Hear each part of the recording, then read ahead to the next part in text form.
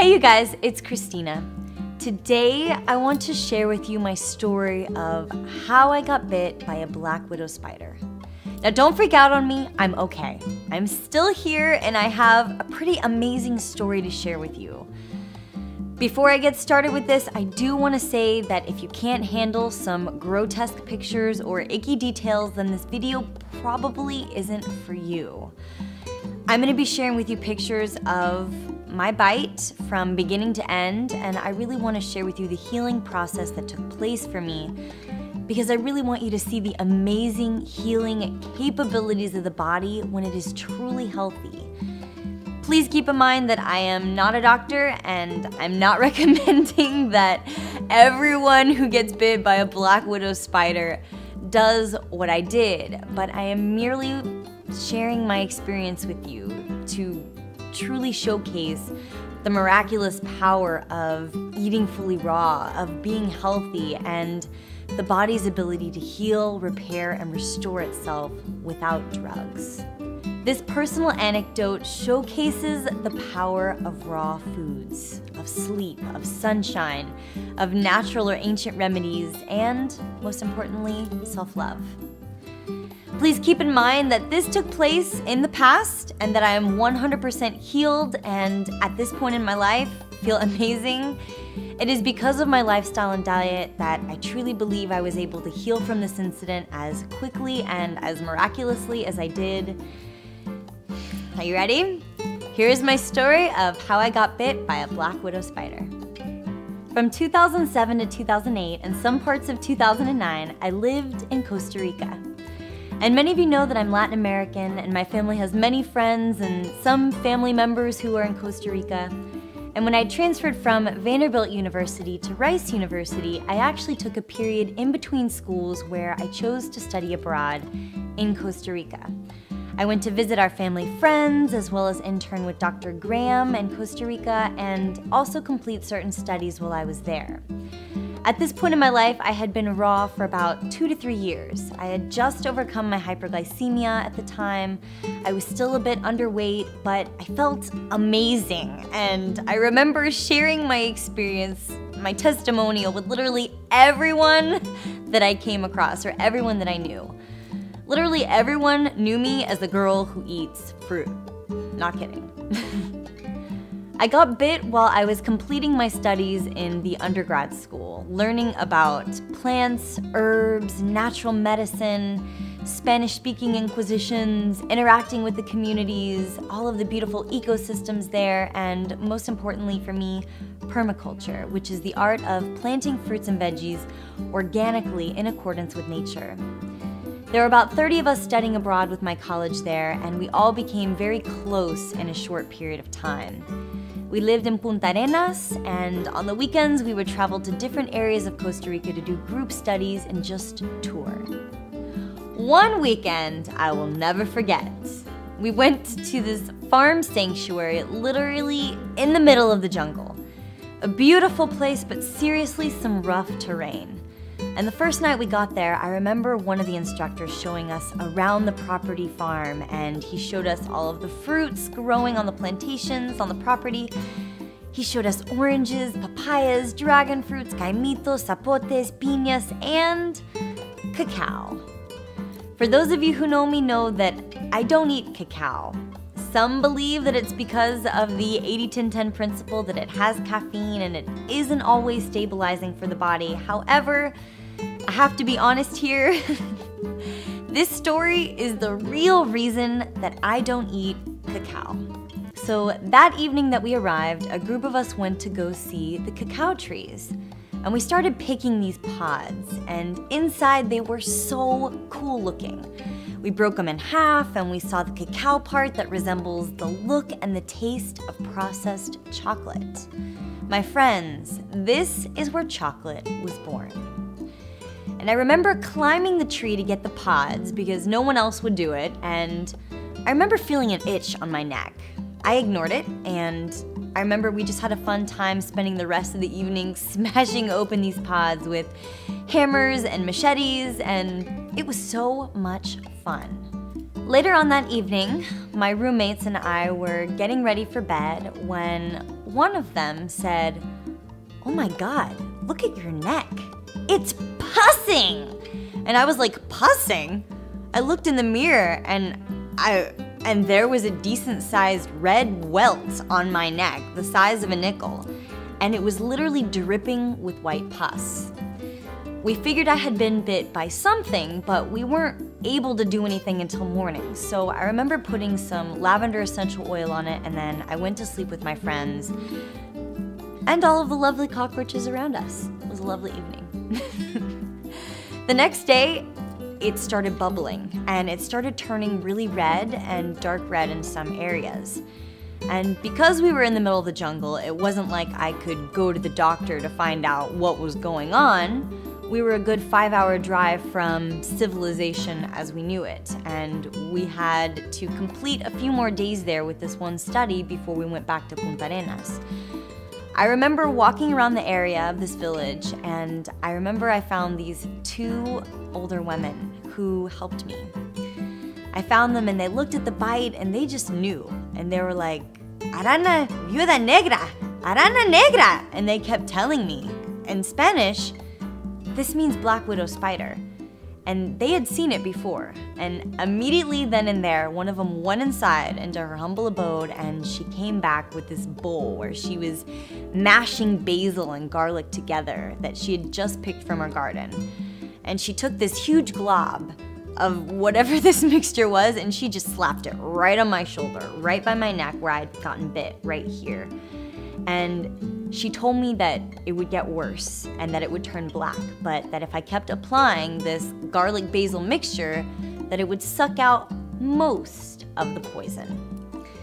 They said a prayer over me, and then we went to go grab my instructors. Everyone freaked. I mean freaked. And for some reason, I think that I was the only calm person in the situation. I don't think I really understood the gravity of what was going on because I'd never been bit by a spider before. And I just remember I kept telling them, "Don't worry, I've been eating pristine for nearly 3 years, my body's been through a lot, and I know that I can survive this." That night, 2 people from the village came back with these pills that they wanted me to take. And I remember they were some type of antibiotic, but it was a white label. It had no name or anything on it, and they said it would help me with future pain and the infection. But I refused. I had given up prescription drugs years ago when I got rid of my hyperglycemia, and I wasn't about to start then in the middle of a jungle when I had no idea what they were giving me. So I kept on with this garlic basil mixture, but it kept getting worse, and it was painful. About 3 days later, they sent me back to Punta Arenas because it had turned black and it was crawling up my neck, and it was painful. I remember my back hurt like crazy, and I only had enough energy to lie down and focus on healing, and I was bedridden for about 2 weeks. On day 4 was when the real scare started to happen. I started to pee blood. The family that I was staying with took me to the doctor, and the doctor was shocked that I had been bitten and still not taken drugs for it. I was still walking around with this blob of garlic and basil on my shoulder where I'd gotten bitten right here. And I had begged my mother to express send me some purification essential oil, but it never made it to the area where I was. The doctor gave me more drugs and he told me to take them, but I really didn't want to.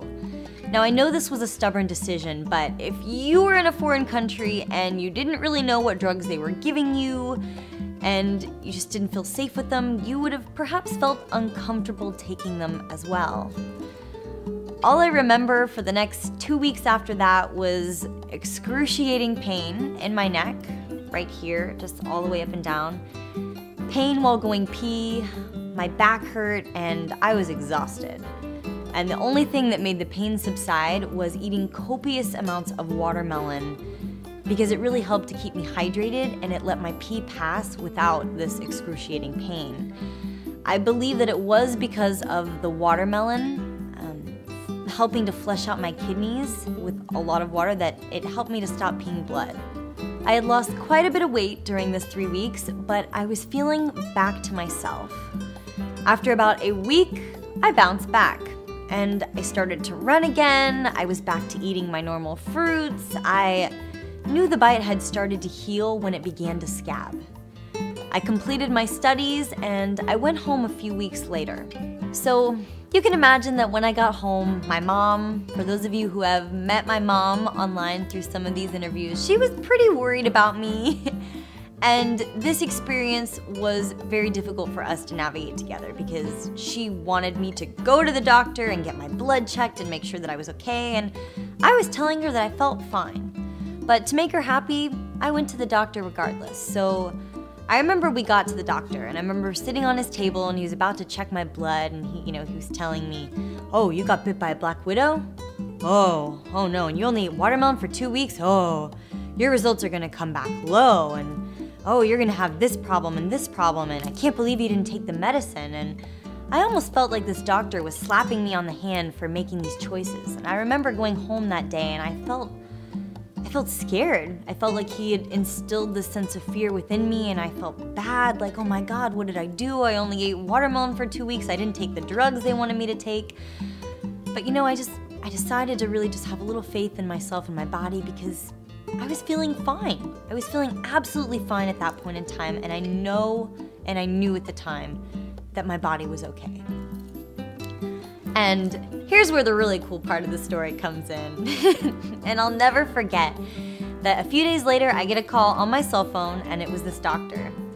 And he calls me up kind of quiet, and he was like, "So I have to tell you about your blood levels and the results that we got." And I said, "Well, were they okay?" And he goes, "Actually, yes, they were surprisingly perfect." And I said, "Perfect? Like 100% perfect?" And he said, "Well, are you sure that you only ate watermelon for 2 weeks straight and you really lost all that weight and this happened to you and that happened to you and are you sure all that happened to you?" And I said, "Yeah, you saw the scar on my neck. You were very concerned when you saw me." He goes, "Well, I don't know what you're doing, but you should keep doing it because your blood levels came back perfect." He said, "You're not low in anything." He said, "I even counted your protein ratio and your white to red blood cells are even perfect." And I kind of just listened to him for a minute and I said, "Really?" And he said, "Yep, whatever you're doing, just keep doing it." And it was at that moment in time that it hit me. The amazing power of our body to heal and restore and repair itself, even when we're in the most dire and grave of situations. I know that I had been building my body up for 3 years prior after my hyperglycemia, getting healthy, eating nothing but raw foods, and exercising, sleeping well, getting rest. I felt amazing before, and I was getting back to the point where I felt even more amazing after this experience had happened. I know that many people think that eating fully raw is crazy or that it's extreme, but I know that for me personally, it really helped to save my life, and it's a part of the story that allowed me to heal faster and to bounce back quicker and to feel really amazing and to still be sitting with you here today. If you guys have appreciated this video and my story, please give this video a thumbs up. And if you guys want more tips, tricks, or recipes on how to go fully raw, please subscribe here to Fully Raw Christina as we have fun living this fully raw lifestyle together. If you guys want to follow me daily, you can also find me on Facebook, Pinterest, Instagram, and Twitter, all at Fully Raw Christina. All right, you guys, I hope that you've enjoyed this really unique story, and I hope that you get to go and enjoy the rest of your day eating raw foods and healing your body. Sending you all my hugs and my love. Bye.